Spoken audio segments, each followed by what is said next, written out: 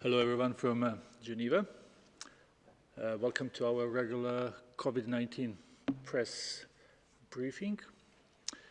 We have today with us, as always, Dr. Tedros, Dr. Mike Ryan, Dr. Maria Van Kerkhove, and also Mr. Steve Solomon, who you've heard talking last time, and who is our principal legal officer, who may also answer questions if need be.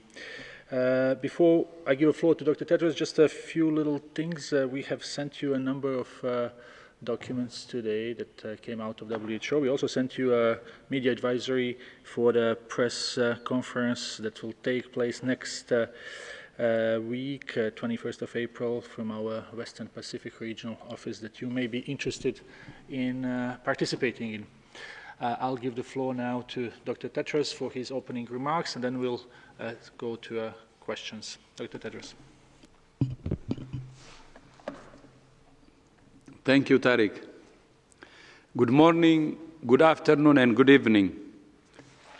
Tomorrow, WHO is joining forces with many of the world's leading musicians, comedians, and humanitarians for the One World Together at Home, virtual, global, spatial. This is the result of a close collaboration with my good friend Hugh Evans from Global Citizens and the inspirational Lady Gaga to bring entertainment, joy, and hope into the homes of people all around the world whose lives have been turned upside down by the COVID-19 pandemic.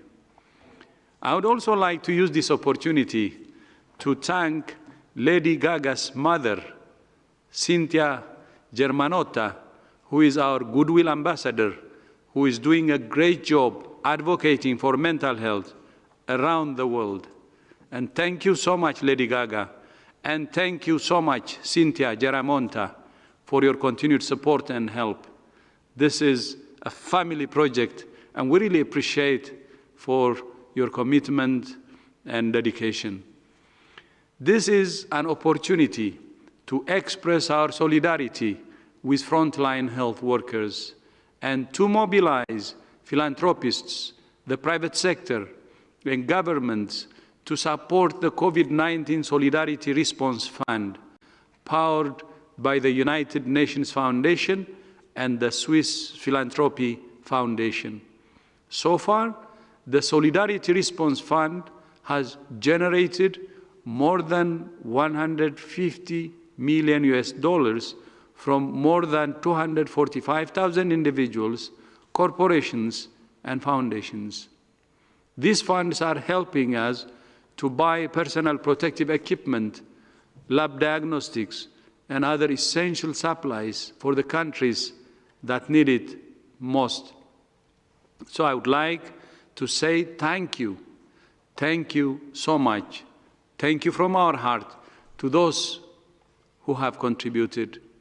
For further details about tomorrow's events, I'm delighted to welcome once again my friend and my brother, Hugh Evans, to say a few words, to be followed by the amazing Lady Gaga. Hugh, over to you. Thank you very much, Dr. Tedros, and thank you, members of the press, Your Excellencies, ladies and gentlemen. I'd also like to acknowledge Lady Gaga, who has played a leading role in curating One World Together at Home. During tomorrow night's special of One World Together at Home, you will see the worlds of music and policy come together to celebrate and support the dedicated and essential work of frontline community health workers. Whether it's the doctors, the nurses, or the lab practitioners, these are the real heroes in responding to COVID-19. Their sacrifices day in and day out deserve to be honored and supported. And so that's why we've been calling on citizens everywhere to use their voices to take action to ensure we all have access to testing, to all have access to vaccines when they're available, and all can practice social distancing. We've also been calling on philanthropists and the private sector to step up in support of the WHO's Solidarity Fund and local charities who are supporting the most vulnerable people around the world. Because we know that the most vulnerable in our communities must not be forgotten.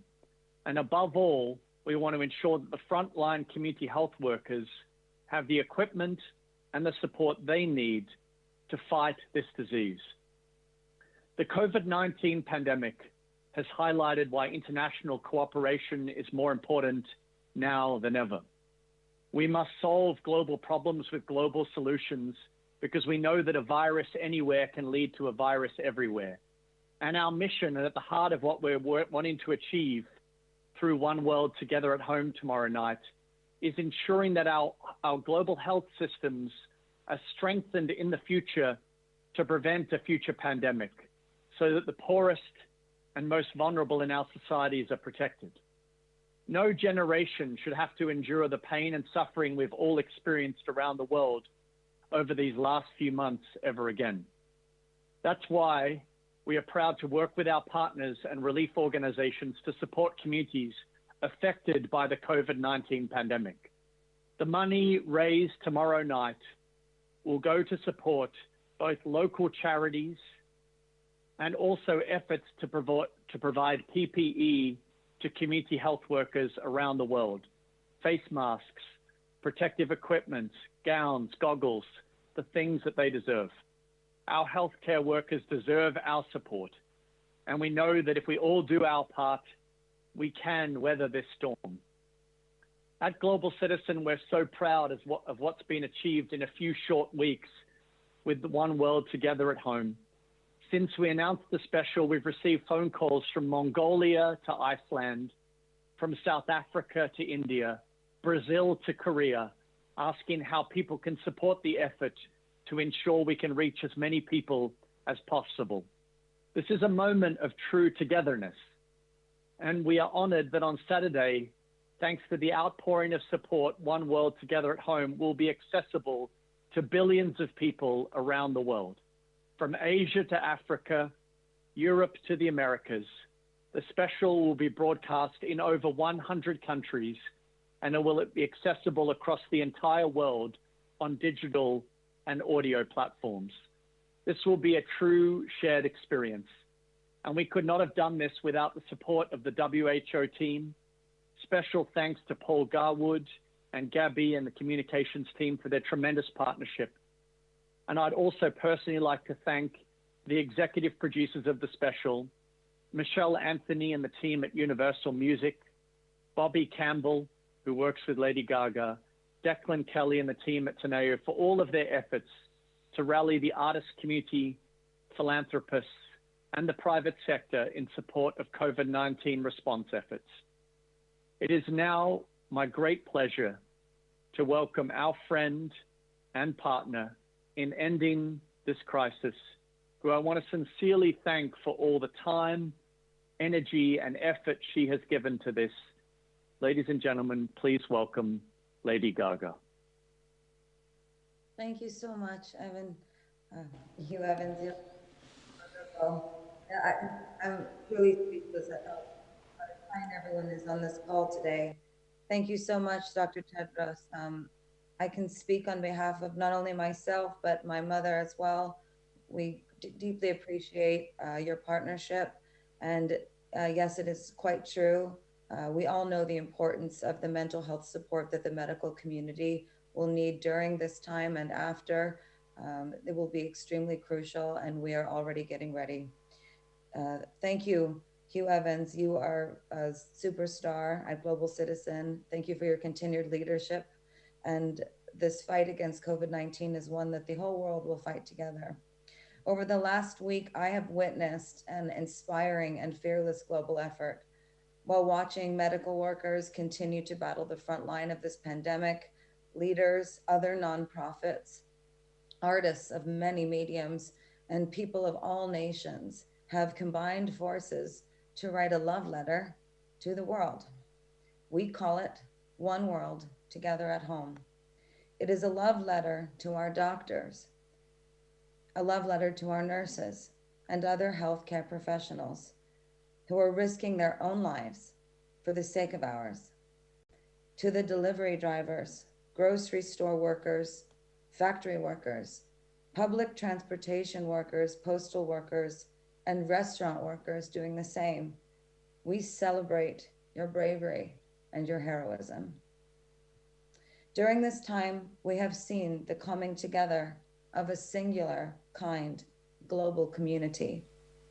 This triumph has instilled in myself and my colleagues a true calling to call upon the private sector and philanthropists to commit millions of dollars to support the World Health Organization's COVID-19 response.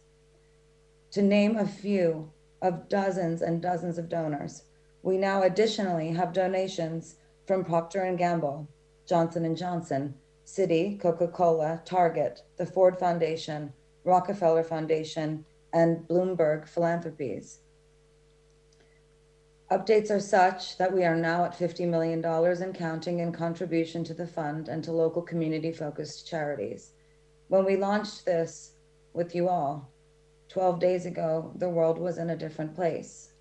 And 12 days from now, the world will be different again.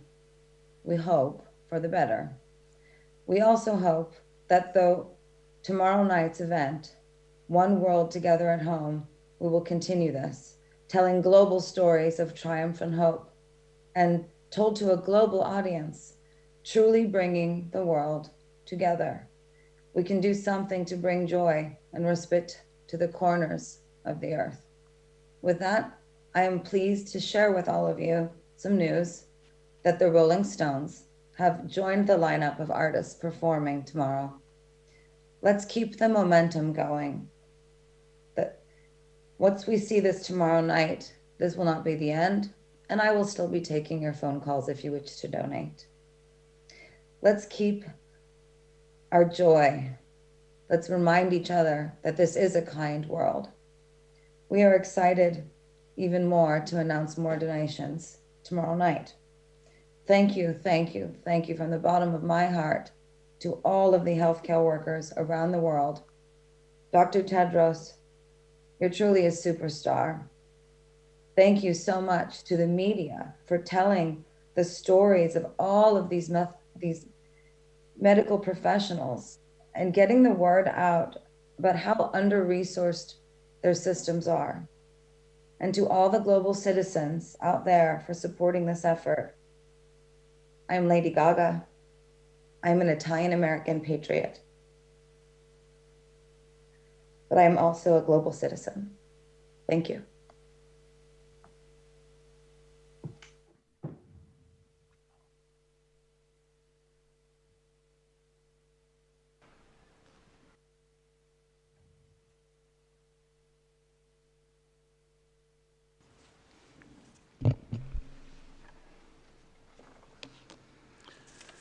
Thank you so much, Lady Gaga, and thank you, Hugh. I look forward to joining you and millions of people all over the world tomorrow for what I am sure will be a wonderful event. And I share what Lady Gaga said. What the world needs is love and solidarity. So please accept much gratitude and much love from myself, Lady Gaga, and Hugh Evans, and all our colleagues here. That's what the world needs. Again, what the world needs is love and solidarity to defeat this dangerous enemy. More than 2 million cases of COVID-19 have now been reported to WHO, and more than 135,000 people have lost their lives. While we mourn for those we have lost, we also celebrate those who have survived and the thousands of people who are now recovering. WHO is updating our guidance to include recommendations for caring for patients during their recovery period and after hospital discharge. We're encouraged that several countries in Europe and North America are now starting to plan how to ease social restrictions. We have said previously that easing these measures must be a gradual process. And we have spoken about the criteria that countries should consider. Yesterday, we published our guidance on considerations in adjusting public health and social measures, which we encourage countries to read and apply. But although we see encouraging signs in some countries, there are worrying trends in others. In the past week, there has been a 51% increase in the number of reported cases in my own continent, Africa, and a 60% increase in the number of reported deaths. With the current challenge of obtaining testing kits, it's likely that the real numbers are higher than reported. With WHO support, most countries in Africa now have the capacity to test for COVID-19, but there are still significant gaps in access to testing kits. We're working with partners to fill those gaps and help countries find the virus.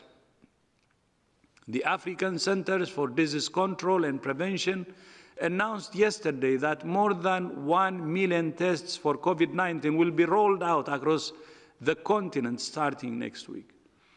Strengthening and supporting African Union institutions like the African CDC will really help, not only for now, but also for future. To further strengthen support for Africa, earlier this afternoon I spoke with President Ramaphosa of South Africa, the current chair of the African Union, and Moussa Faki Mohammed, the chairperson of the African Union Commission, UN Secretary General Antonio Guterres, the managing director of the International Monetary Fund, Kristalina Georgieva, and the president of the World Bank, David Malpass.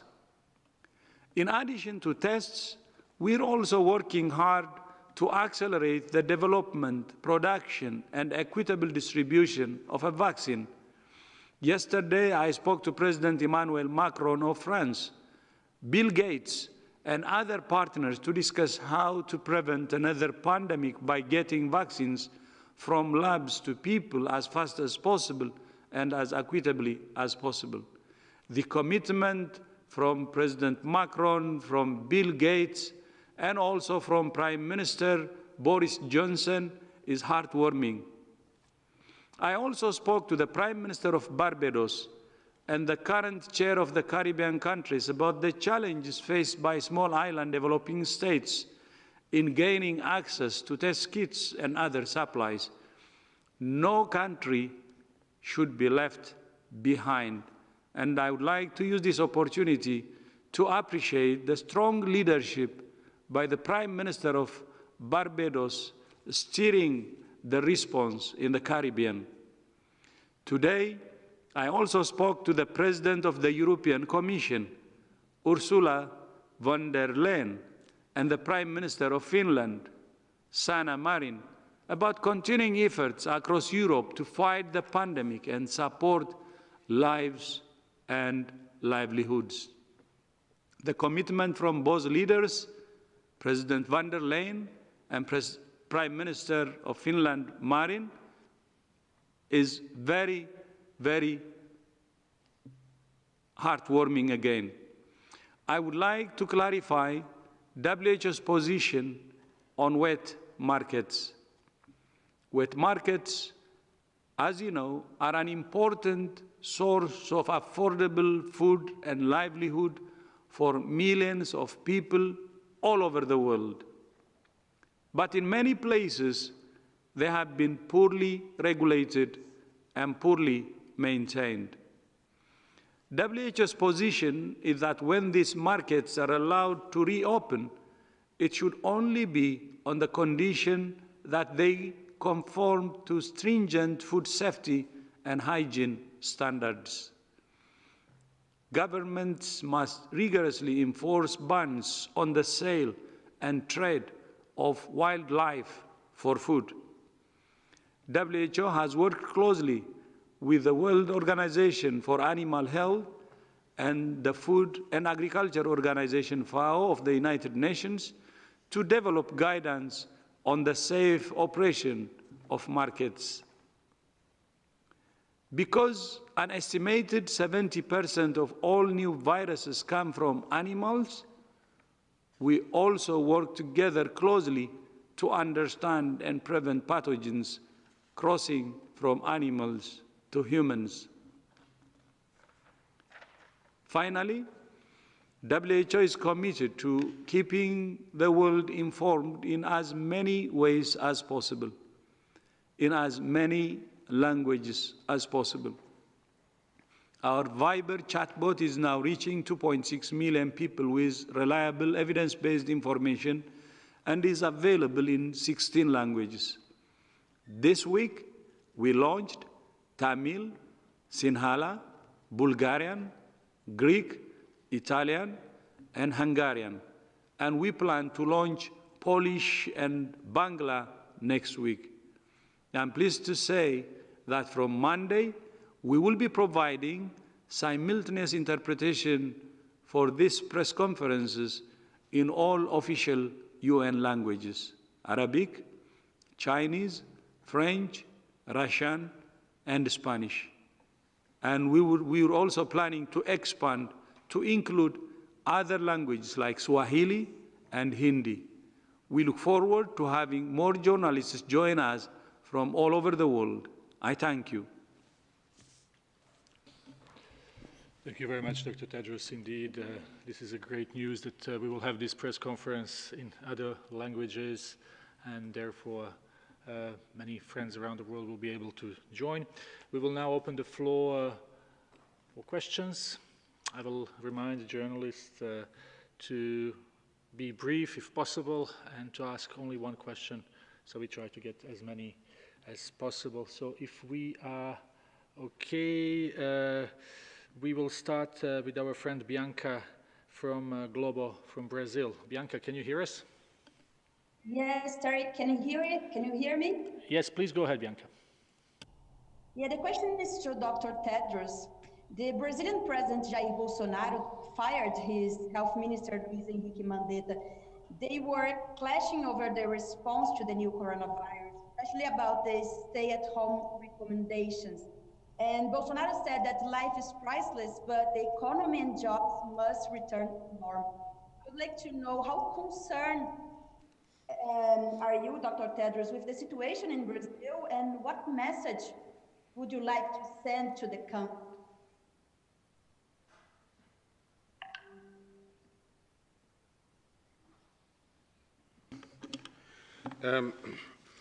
Yes, we are aware that the President of Brazil changed his Minister of Health today.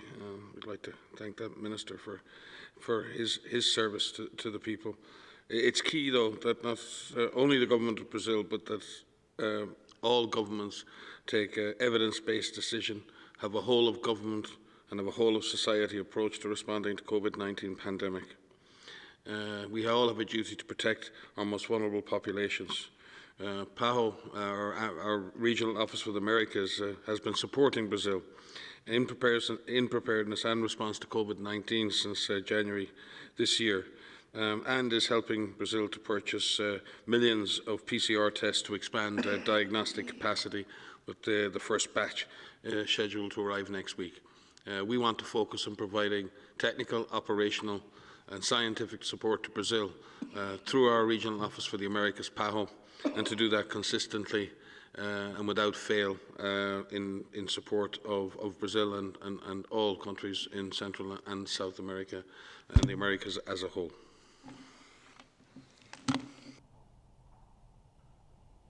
Thank you very much, Dr. Ryan.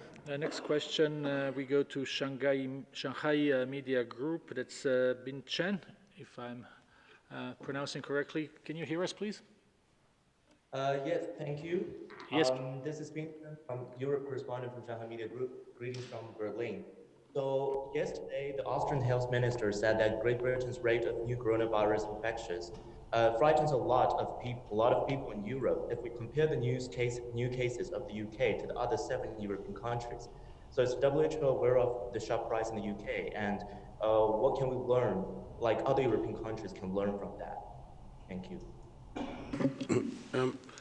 I'm not didn't hear your question very well, but I think in general you were talking about the differences in numbers in different countries in Europe, and I think all countries have gone through and are in different stages of their epidemics. It is not useful to compare countries at different stages of their epidemics. I think we see countries have passed a peak or arriving at a peak, and some countries are considering lifting of restrictions and some others not. And I think all of those decisions have been taken carefully. We've advised very clearly that countries need to make those decisions with great prudence. They need to walk back and move back and transition from measures associated with large societal measures, lockdowns, shutdowns, that needs to be done. But it needs to have in place 3 very important things. One, a completely empowered, educated community, capable individuals who are aware of the physical distancing, the personal hygiene measures that are needed to avoid infection. Communities aware and involved in the process and fully empowered to act and participate. A strong and acceleration and strengthening of the public health capacities for finding cases, for testing, for isolation, and for quarantining of contacts. And this is exceptionally important. And our colleague Tom Frieden in the US has likened this to, we need to start boxing the virus in, not boxing people in.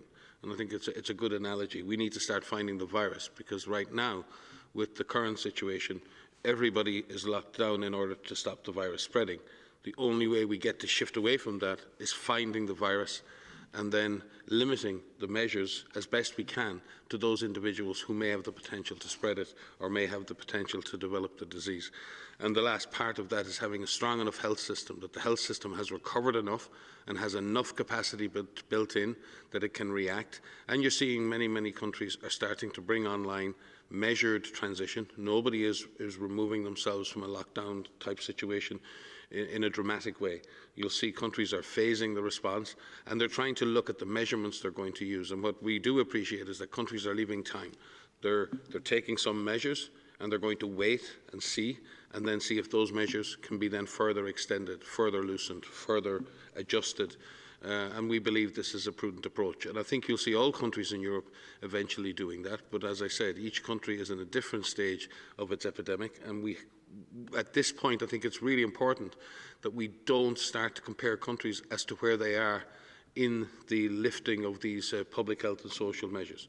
We have to look at the situation they're in and how they're dealing with their unique situation. Thank you very much, Dr. Ryan. Next question comes from Chile, from Eduardo Teletrece. Eduardo, can you hear us? Yes, thanks. Hi, I'm Eduardo Bo from Teletrece. Thanks for your time. Here in Chile, a card will be applied for recovered patients from COVID-19. The government says that this patient stop infecting the rest of the population. We know that it is a measure that is also analyzed in other countries. My question is, what is the WHO opinion on these measures? Is it recommended? And should a PCR test be required to deliver this discharge card? What is the international experience like? Thanks. I will start, and Maria will follow up on the technical side. WHO does not have a position on this approach. I think what we do have is advice for countries to be very prudent at this point. Number one, we need to be sure that what tests would be used to establish the status of an individual. And there's lots of uncertainty around what such a test would be and how effective and how performant that test would need to be. And secondly, a lot of the preliminary information that's coming to us right now would suggest that quite a low proportion of the population have actually seroconverted. So it may not solve the problem. There's been an expectation maybe that herd immunity may have been achieved and that the majority of people in society may already have developed antibodies. I think the general evidence is pointing against that and pointing towards a much lower seroprevalence. So it may not solve the problem that governments are trying to solve. And then thirdly, there are serious ethical issues around the use of such an approach, and we need to address it very carefully. We also need to look at the length of protection that antibodies might give. Nobody is sure whether someone with antibodies is fully protected against having the disease or being exposed again. Plus, some of the tests have issues of sensitivity. They may give a false negative result, and we may actually have someone who believes they're seropositive and protected actually in a situation where they may be exposed and in fact they are susceptible to the disease. Now, it's not that these tests cannot be used, but there's a lot of work to do to standardize those tests, to ensure that they're validated, to ensure that they're used as part of a coherent policy, and that there's a very clear public health objective to their use, and that they are not misused in any way. So we will look at what Chile is doing or proposing to do. We will look at what all countries are proposing to do, and we will offer the best advice we can based on science and ethics to them. Maria? To supplement, yes, this is an ongoing issue, and we will be issuing some guidance over the weekend on this because there are a lot of countries that are suggesting to use rapid serologic tests to be able to capture what they think will be a measure of immunity. And as Mike has said, right now we have no evidence that the use of a serologic test can show that an individual is immune or is protected from reinfection. What the use of these tests will do will measure the level of antibodies, and it's a response that the body has a week or two later after they've been infected with this virus. And these antibody tests will be able to measure that level of seroprevalence, that level of antibodies. But that does not mean that somebody with antibodies means that they're immune. And so we will be issuing some guidance around this because it is a confusing area. There's a lot of tests right now that have flooded the market, and that's a good thing. It's a good thing that these things are being developed and that they are available, but we need to ensure that they are validated, and so that we know what they say that they attempt to measure, they are actually measuring. So we hope to put some guidance out over the weekend, and that guidance will be updated as more information becomes available. Thank you very much. From Chile, we go to India. Anuj Kumar from Legal Desire Media. Anuj, can you hear us? Yes, can you hear me? Yes, please go ahead. Yeah, thank you for taking my question. So there is a complete lockdown in India as a day before. Prime Minister of India extended the deadlines till 3rd of May. So for the reason in lockdown, internet is a main source of information and socializing. A challenge is that a lot of COVID-19 fake news regarding medicines, treatment, origination stats is spreading across social media. So can you please elaborate on what measures have WHO taken with social media platform like Facebook, WhatsApp, Twitter to tackle such fake news, and search engine like Google to remove search listing of such pages with fake news? So I could start, and perhaps Mike or Diti would like to supplement. We've been working with a large number of platforms, and Google and Facebook, and I'm gonna list them, but I'm gonna forget to name them all, with Viber and WhatsApp, to make sure that information that is put out is accurate information. We have been fighting this infodemic since the beginning. There's a lot of information that is out there that is inaccurate, and we're working very hard to ensure that when someone searches for COVID-19, that the first thing that comes up is a reliable source. And that would either be a WHO website or national websites, and so that you can find accurate information. And so when you search, you find the latest accurate information because this is an evolving field. It is confusing out there because unfortunately sometimes the misinformation gets circulated more. So each of us has a responsibility that when we see something and we see something that is false, or we think something is false, we don't pass that on. That's our responsibility as well. But we're trying to ensure that we address the myths, we address the inaccuracies. We have something up called Mythbusters, where we hear about rumors, potentially rumors that could be damaging and harmful to health. We address those head on to make corrections, and we try to get that information out as quickly as possible to ensure that when you do a search, that all of the platforms will give you the reliable information first. And if I can supplement, our EpiWin platform, our information network for epidemic, also provides direct access to many, many communities around the world, religious and faith-based communities, to working communities, to commercial communities, all over, in many, many places. And we have channels for each and every one of those areas in which there are webinars and there are interactive sessions in which we engage with civil society at all levels, all around the world. But I also just would like to say, because we never ever get a chance to do this, is to really thank our media and social media teams. They're the silent heroes of our response, and have engaged and understand that we don't go after the messenger. What we try to do is make sure that we replace bad information with good information, and that's as important in fighting a virus as any frontline health worker. So chapeau to our teams who do the silent work. I just would like to add to that. India has actually a strong capacity to help in this. It can play a big role in fighting infodemic. And as Maria and Mike said, we're partnering with Google, Facebook, and others. And we would like to use this opportunity to act not only at the global level, but at the country level. But taking into account India's capacity will be really good. And as I said earlier, we would like to reach out to India directly using Hindi.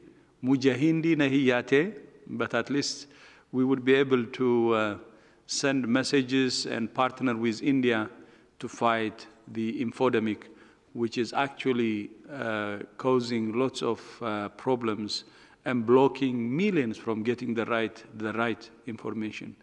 So we call on India to partner with us, use this opportunity because of its capacity to fight infodemic, because it has a big capacity. Thank you. Thank you very much. From India, we go to the US. We have Stephen from Radio World PRX, if I'm not mistaken. Stephen, can you hear us, please? I can hear you. Can you hear me? Yes, please go ahead. Oh, perfect. In Yemen, you'll know that the first COVID-19 case was identified a week ago, and since then there have been reports of contact testing, but no other cases have been identified. What do you think Yemen needs now to fight the pandemic, and what do you know is being done?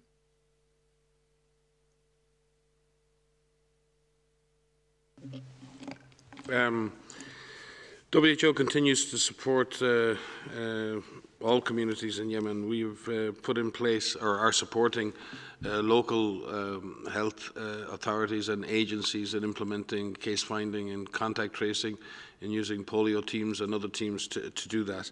And yes, we have not detected further cases, but that is not to say that that has not occurred. We are constantly fearful of disease exploding in places like Yemen, or in Syria, or in Iraq, or in many of the fragile states in which we work, in which many people have been displaced, many people are living in overcrowded conditions. So we have to remain very much on alert. But what's even, I won't say more important, because it's difficult to say something is more important than COVID-19 right now, but for many of these communities, they have direct, real and present dangers in their lives. And there are pregnant women who need to give birth safely. There are children who need to have infections treated. There are elderly or older people who need to have chronic diseases treated. And therefore, preserving life-saving interventions, preserving feeding programs, preserving humanitarian interventions is just as important. So while we work to try and contain COVID-19, we have to remember that these people are in desperate need in many, many countries and have been abandoned for years. And many agencies, including our own, work with local communities and with governments to try and ease the burden on these people. And again, Dr. Tedros launched the humanitarian appeal for COVID-19 a number of weeks ago now, and we do thank all countries who've responded to that call, and we thank Mark Lowcock and his team on the humanitarian side, and all our humanitarian partners for their untiring efforts to continue providing services, UNICEF and others, in these situations. So we are concerned, we are alert, but we're also aware that these populations face many more difficulties than COVID-19, and we must continue to provide essential services to them, regardless of the other the political or conflict situation in those countries. Thank you very much. Next question is Agence France Presse, Nina Larsson. Nina. Yeah, hi, and thank you for taking my question.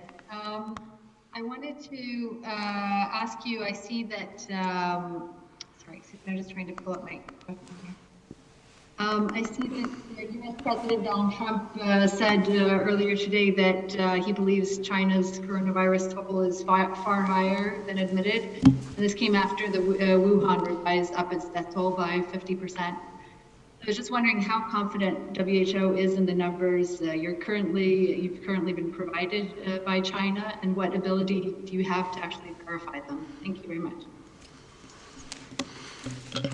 So I'll start, and perhaps Mike or Gigi would like to supplement. So we are aware of new numbers that were reported overnight from China, which added an additional 325 cases and 1,290 deaths from Wuhan. And this was done in an attempt to leave no case undocumented. What we understand is that they've used an existing law of statistics to find these cases. And what they did is they reviewed different databases. They looked at the database that is kept for all of the confirmed cases. They looked at their funeral service systems. They looked at hospital systems. They looked at laboratories to see if there were any duplications or if there were any cases missing. They looked for cases in fever clinics and hospitals, detention centers, and elderly care centers as well. And what they have reported is that the discrepancies in these cases were due to a number of factors. First is that the healthcare system in Wuhan was overwhelmed at one point, and some patients died at home. Secondly is that medical staff were delayed in reporting of these cases because they were focused on providing care for those patients and they didn't fill out the forms in time. Next is that there were additional locations that were built. And if you remember, in Wuhan in particular, some of the hospitals themselves were overwhelmed. And so they set up these makeshift hospitals that they called them, which were essentially stadiums and other facilities where they put mild cases to be cared for. And in those situations, the reporting wasn't done in a timely manner. And so those cases were added. And in some situations, the reports weren't filled in completely. And so what they did is they did a review of that and they revised their numbers, and those were the numbers that were updated overnight. It is very important to know the numbers of people who have died from COVID-19 because this is of public health importance. And it is important that we have the accurate reporting of this. And in such, WHO has developed some guidance around this, which is for their international guidelines for certification and classification of COVID-19 as a cause of death. And this is based on ICD codes that exist. And our primary goal is to support countries in their ability to classify people who have died from COVID-19. And I just want to say that this is something that is a challenge in an ongoing outbreak, to identify all of your cases and to identify all of the deaths as an outbreak happens, especially if systems are overwhelmed. I would anticipate that many countries are going to be in a similar situation where they will have to go back and review records and look to see, did we capture all of them? I've seen a number of reports from media where people have been, in a number of different countries, where people have died outside of a hospital system. And so it will take some time for those individuals to be classified. So it is important that cases that do die from COVID-19 are recorded, and we've provided some guidance to support countries to do so. Thank you, Maria, and thank you for the clarifications there. But we would also like countries to be as fast as possible in that process. I know that it's somewhat forensic to go through these processes and everyone wants to be sure, but it's really important that we understand the size and scale of the pandemic as it moves forward. And the use of a probable case definition or others where you can, in a sense, say, yes, this was probably a COVID-19 case is better. I would commend the authorities in New York, for example, who've announced a list of, or a number of probable deaths, which gives a much better sense of the impact of the epidemic. And it's that kind of speed with doing that. Those numbers may change over time, but I think it's always better when people put forward the data that they have as early as possible, because that keeps us on top of what the impact is and allows us to project forward in a much more accurate way. So I think, as Maria said, all countries will face this, but I do think it's important that countries provide that data as quickly as they can in the interests of moving our collective efforts forward to control this pandemic. Thank you very much on this. Next question is Gabriela Sotomayor, our friend from Geneva-based press corps. Gabriela, please go ahead. Thank you very much, Ty. Thank you for giving the question. It's very nice to see you all. And I have a question. I want to come back to the issue of Taiwan. We hear more that more criticism on Taiwan being excluded from COVID-19. They have very few cases and they can offer their experience to the world. So I would like to have your comments on this, and well, it's just that. Thank you. So I will start. So just to say, I will repeat what I said the other day. We have been working with colleagues from Taiwan on the technical side throughout this pandemic. And you're right, it is important that we learn from all countries who are dealing with COVID-19. I've personally, myself and Steve, have briefed members from Taiwan CDC, public health professionals and scientists, where we had an exchange of information about what is happening at the global level in different regions, and also from Taiwan as well. And we have a number of people who are serving in our clinical networks and our infection prevention and control networks. And again, it's an opportunity where we regularly meet through teleconferences, where there's the opportunity to exchange information peer-to-peer. And this is invaluable to be able to have first-hand experience with patients, to say how are they developing disease? How can we treat them? How do we prevent onward transmission? And so there has been a regular and open dialogue throughout the pandemic.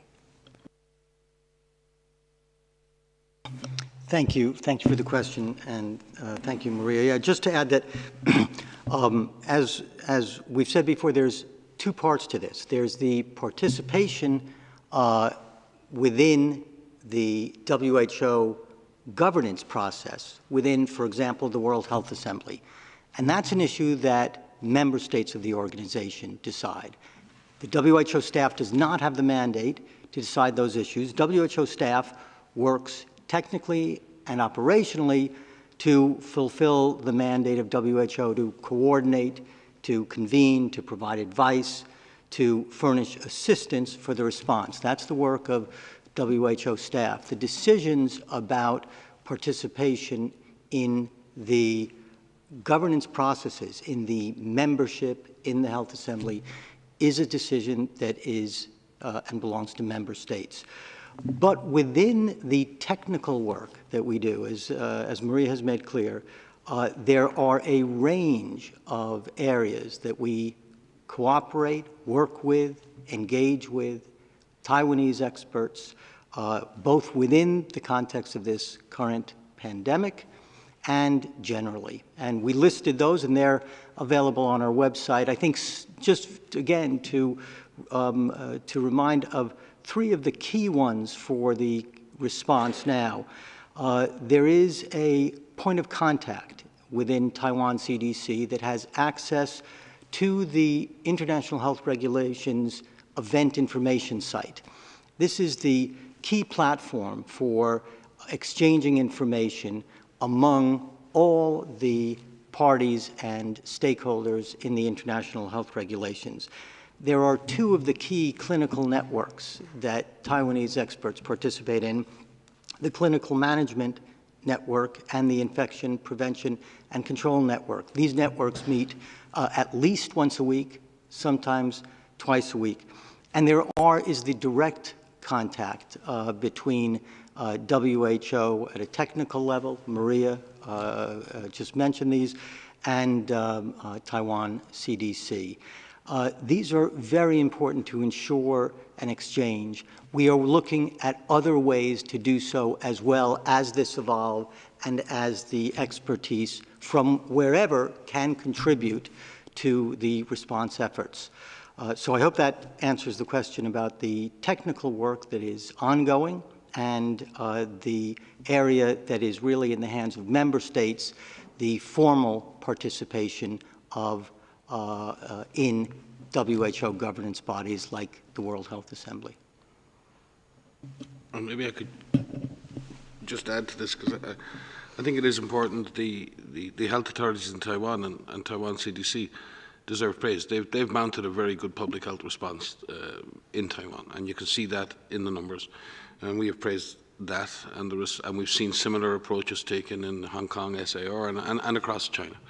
And we are observing, and we are watching, and we are bringing Taiwanese colleagues into the networks, the technical networks, so they can share their experience, and they can both contribute their knowledge, but also seek new knowledge from outside. And I do believe that health experts from Taiwan CDC were involved in one of the initial missions in China with colleagues from Hong Kong, SAR, as a joint mission to Wuhan by the National Health Commission in Beijing. So that there, as Steve has said, these kinds of scientific collaborations without China are extremely important. But you know, Taiwan health authorities, Taiwan CDC, professionals and health workers in Taiwan have stood on the front line. They've served and they have done service to their populations, and as many others have around the world. And from our perspective, we all stand with our professional, scientific and health colleagues everywhere. Thank you very much. Now we will go to Simon Ateba from Today's News Africa. Simon, can you hear us? Yes, I can hear you. Thank you for taking my question. My name is Simon Ateba from Today News Africa, and my question is on Africa, not just sub-Saharan Africa. We know that the cases have escalated in the past few days. We have almost 1,000 deaths now. We have more than 17,000 cases. So is there anything that we can do in sub-Saharan Africa at this moment that containment seems to have failed? And if I can quickly add something also, here in the US, we have in the past 72 hours, we've had 11,000 deaths. We've had almost 100,000 new infections. At the same time, we hear authorities saying we are almost reaching the peak. So my question is, when can countries know that the peak is close or has been reached? Thank you.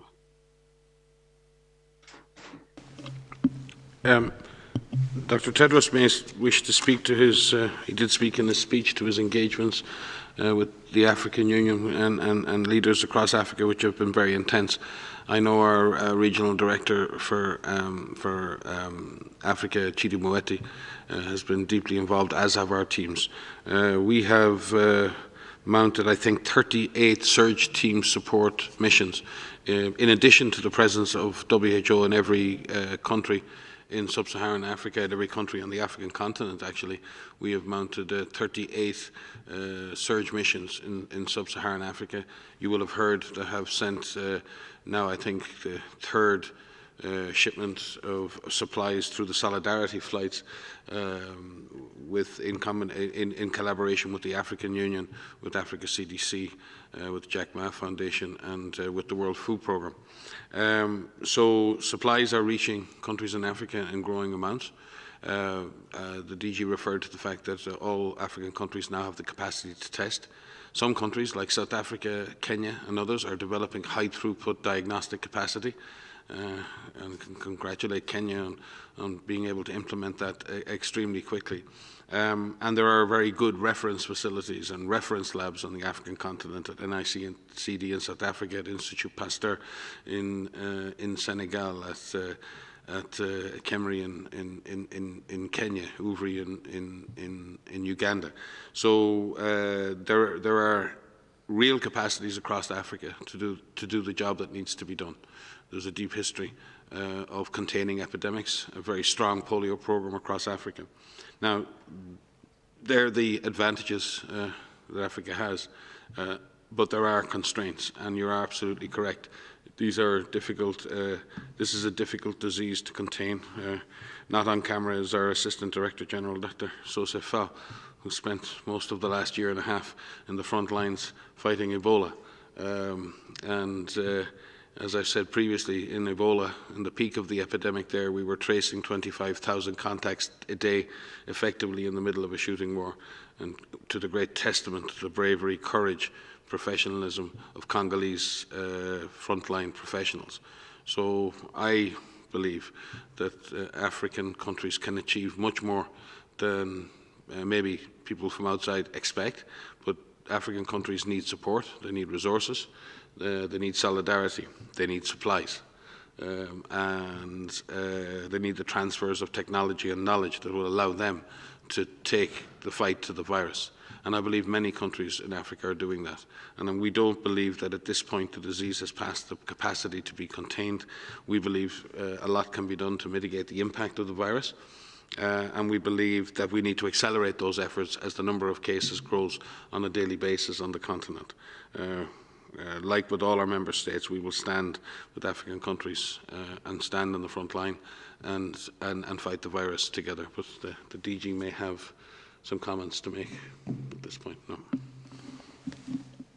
If I might add, I wanted to just touch upon something that you said when you talked about containment and that it was no longer possible. I just want to echo something that Mike said. Containment is possible. Containment is possible of this COVID-19 virus. We have seen in a number of countries now, not just in Asia, in a number of countries across Europe, that we're facing this horrible outbreak where they brought it under control. And Africa has an incredible resilience that Mike has outlined in terms of its ability to fight infectious diseases and to mount a response, to find cases, to care for cases, to engage communities and build up communities and empower communities to be able to fight this. And so I was a little worried in what you said. I don't want you to lose hope. Containment is possible. It's going to be a hard fight, but we are here and our African regional office is there and our country offices are there and the whole world wants to help. We need to do more. We need to empower everyone with the ability to test and to find cases, to have treatment centers available so that people can be cared for appropriately, to make sure that we practice physical distancing, to be able to have hand washing stations where we don't have running water. There's a lot that we can do, and I just wanted to highlight that containment is possible. This virus is containable. Thank you very much. We have a time maybe for one, eventually two questions. If we are very fast, we go to our friend John Zagacostas. John. Good afternoon. I was wondering, can you hear me, sir? Yes, please. Yes. Good afternoon. Coming to the comments of Dr. Tedros earlier on introducing strict disciplines on wet markets when they're reopened, we've been through this debate before with SARS, with Avian, calling for good animal husbandry, and there have been some exemplary examples to my knowledge, and Vietnam has been one of them. And how much is Vietnam's very good performance in this pandemic due to that very, very good animal husbandry? Hi, John. We miss you at the press conferences. I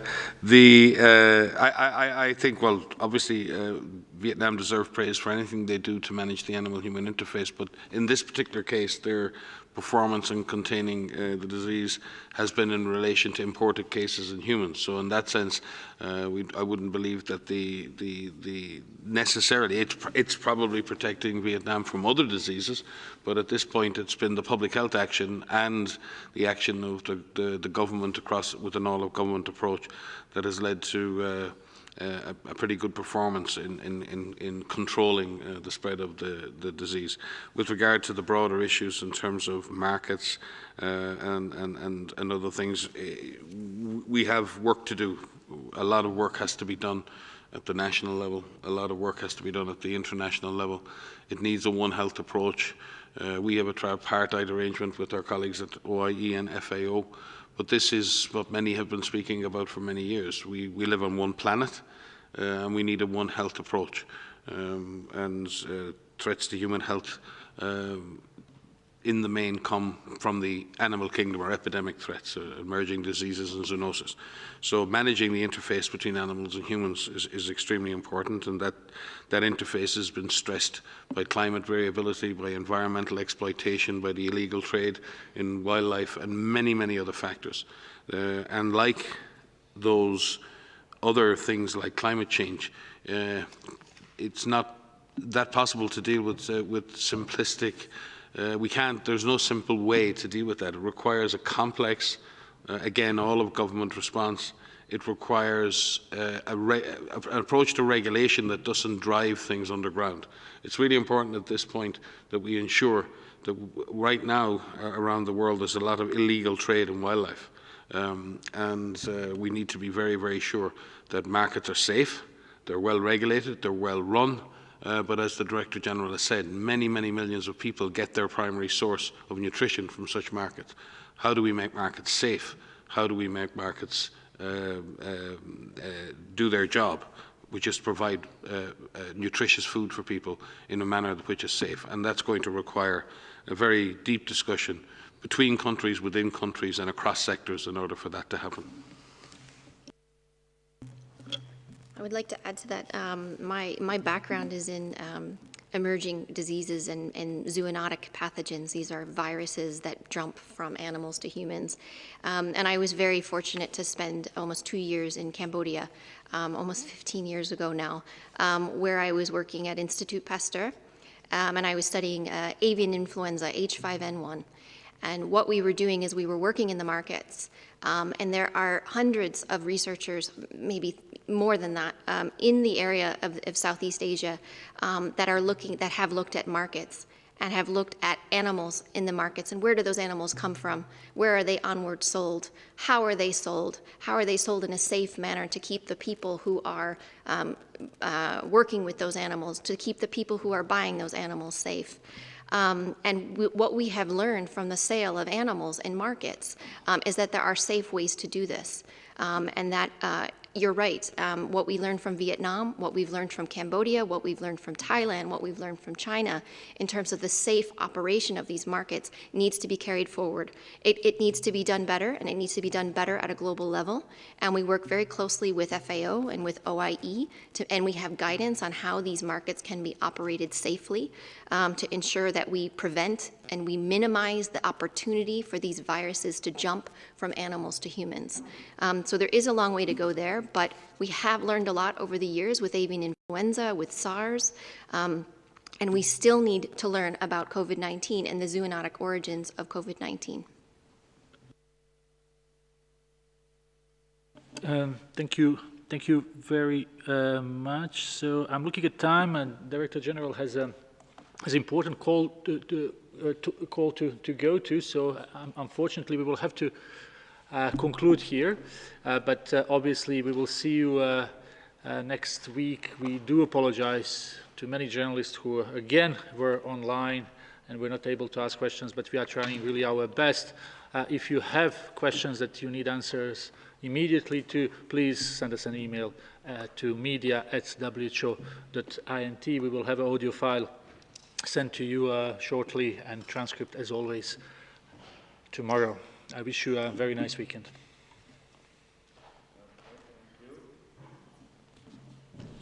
Okay, thank you so much. So have a nice weekend, bon weekend, and see you on Monday. No, see you at the concert actually tomorrow evening, Geneva time, but I think it will be a morning somewhere, afternoon somewhere. So see you at the concert, and I would like to use again this opportunity to thank Lady Gaga and all the artists. Thank you so much.